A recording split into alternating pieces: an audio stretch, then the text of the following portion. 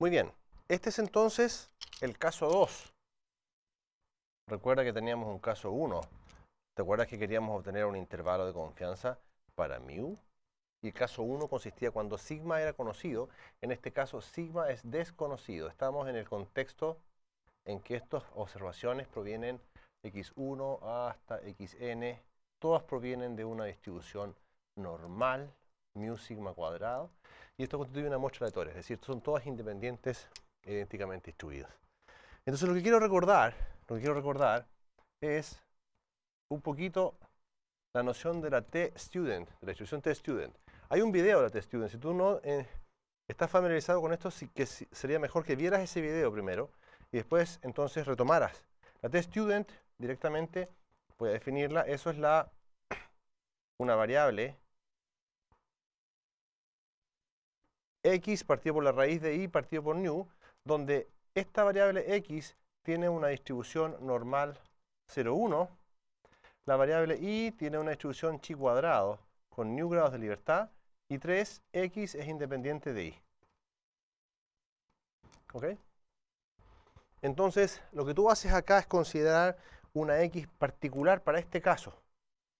¿Cuál es la que tú tomas? Bueno, yo voy a tomar en el numerador una x que es normal 0, 1. Esta, x menos mu partido por sigma raíz de n. Eso es normal 0, 1. Ya lo vimos. Y aquí voy a tomar una distribución chi cuadrado en mi conveniencia. ¿Cuál?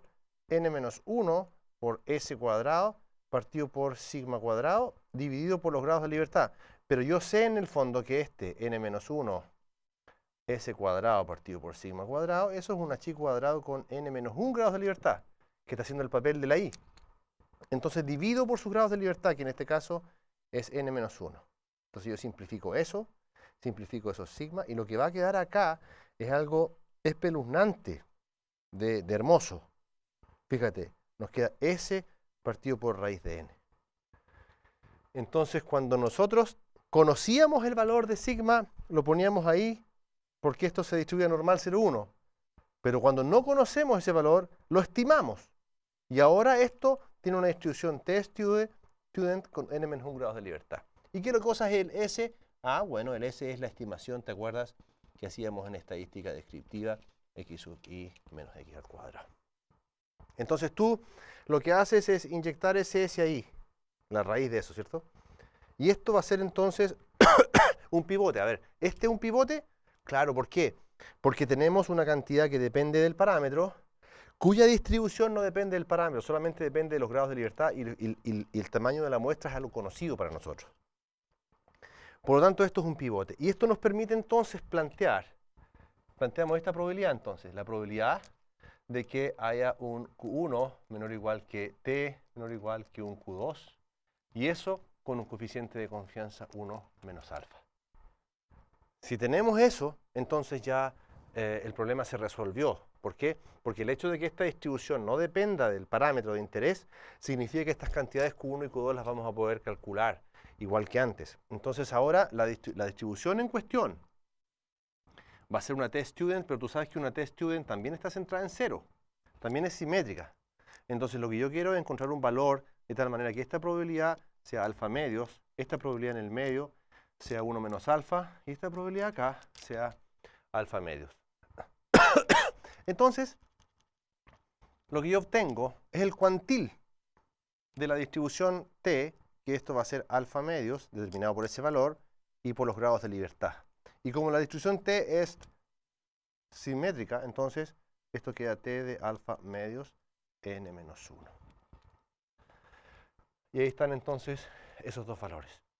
Y ahora entonces yo reemplazo estos valores acá, y lo que me queda es esta probabilidad de que x promedio menos mu partido por s por raíz de n es menor o igual que t de alfa medios n menos 1, y esto es menor o igual que t que menos t de alfa medios n menos 1, y eso con probabilidad 1 menos alfa.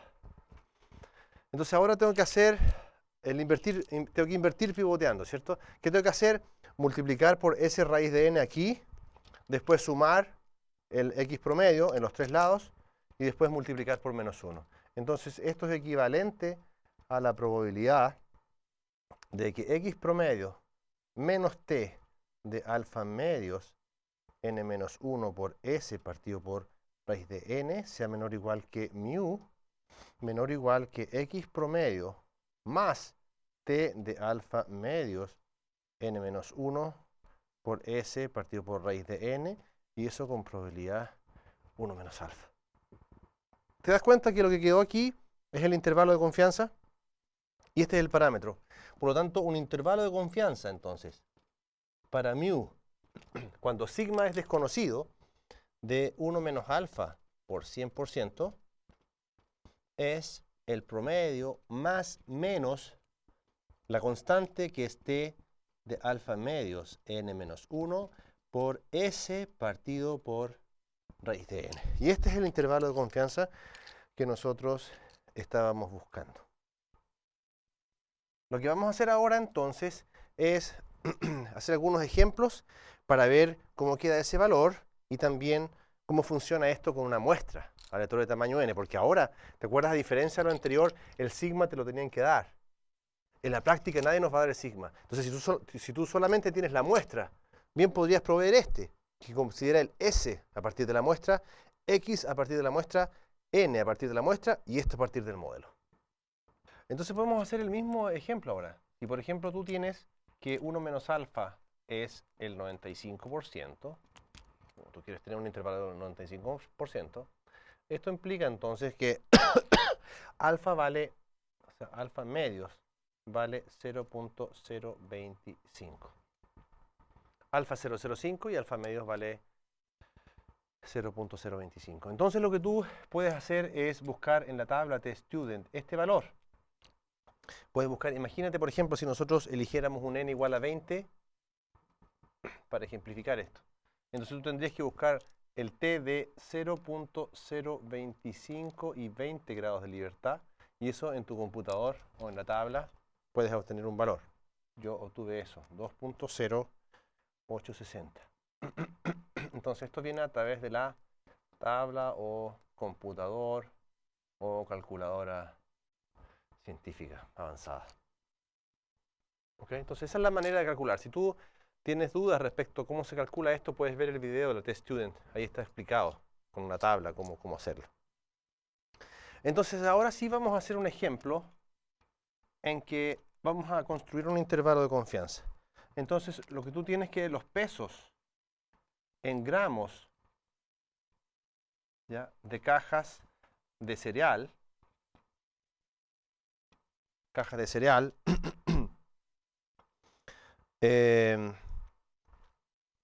deberían ser 500 gramos.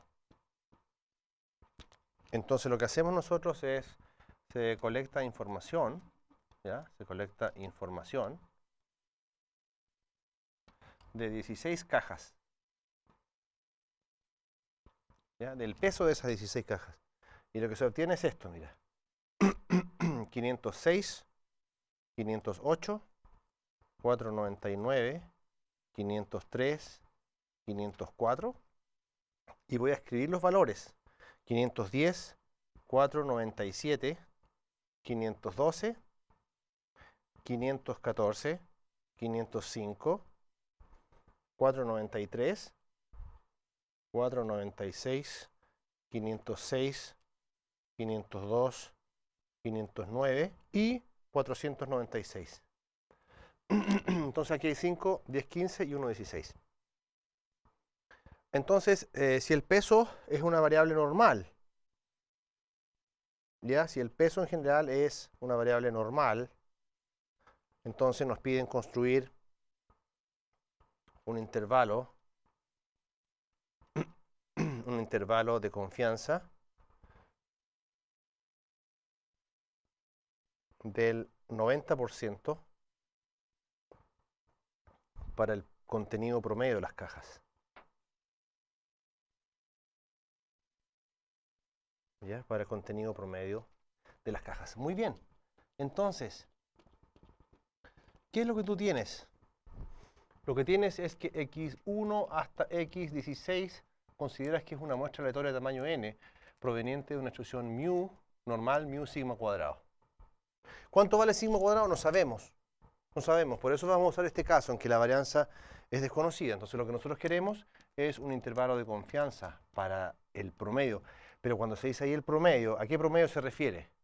Al promedio poblacional. Porque una cosa que no mencioné yo, pero que no tiene ni un sentido, es que tú hagas esto.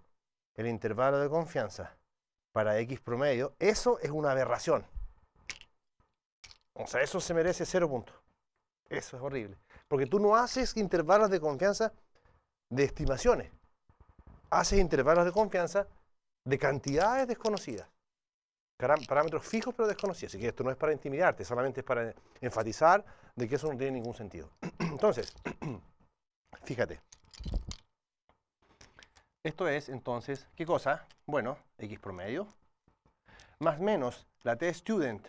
Ah, pero ahora la pregunta es la siguiente. Si yo tengo, este alfa vale 1 menos alfa, vale 0.9. Ah, entonces esto implica que alfa vale 0.1. Y esto implica entonces que alfa medios vale 0.05. Entonces este t es de 0.05 y 16 grados de libertad o 15 grados de libertad. Ah, esto es n menos 1. Por lo tanto tenemos 16 observaciones, o sea, esto es 15. ¿Te das cuenta? Y aquí, ¿qué tiene que ir? S partido por raíz de n. Entonces yo quiero enfatizar esto porque cuando tú tienes la muestra, esta es tu muestra de 16 observaciones, de aquí puedes obtener el valor de x y el valor de s. ¿Ya? ¿Cuál es el valor de x en este caso? 503.75 y el valor de s 6.20. ¿Ok? Entonces siempre existe la curiosidad de saber por qué estoy usando el caso en que sigma es desconocido, porque no tengo información del sigma poblacional, ese es poblacional, pero sí tengo información de la muestra, de los datos que tengo, obtengo esas dos cantidades. Entonces, lo que yo hago ahora es reemplazar acá y buscar este valor en la tabla. Entonces, reemplazando y buscando este valor en la tabla, este valor resulta ser 1.7531. Esto es a partir de la tabla. Entonces te das cuenta, esto a partir de la muestra, a partir de la muestra, la muestra y a partir de la tabla. Y tú tienes todo lo que necesitas para construir el intervalo de confianza. Por lo tanto, al reemplazar ahí, lo que tú obtienes es que esto es 501.3.03 y esto es 506.47. ¿Qué puedes decir tú acerca de la aseveración de que las cajas deberían pesar 500 gramos? Imagínate una caja de cereal de 500 gramos y tú encuentras esto, significa que le estás echando más de lo que corresponde, o sea, estás perdiendo dinero. Entonces el intervalo de confianza te sirve para saber, mira, con un 90% de confianza tú le estás echando más de lo que corresponde. Entonces podrías tomar alguna medida respecto a ese tipo de cosas. Entonces la estadística lo que ayuda es a tomar decisiones, ¿verdad? Pero las decisiones las toma finalmente la persona que tiene el problema. Nosotros proveemos esa información para, si es que es de utilidad en este caso. ¿Qué sucedería si calculáramos un intervalo de confianza del 95%? ¿Sería más amplio o más pequeño? Un intervalo de confianza sería más amplio, ¿verdad? Entonces a lo mejor contiene al 500. Entonces eso significa que tú podrías pensar la estadística del siguiente punto. Dime qué es lo que tú quieres que pase y yo invento el procedimiento para que eso pase. Eso no se hace. ¿Por qué? Porque la confianza del intervalo se fija al comienzo. ¿Cuál es el máximo error que tú puedes permitir? 10%. Ah, perfecto. Si el máximo error que puedo cometer es 10%, entonces mi intervalo de confianza es este. Y tú tomas una decisión respecto a esto.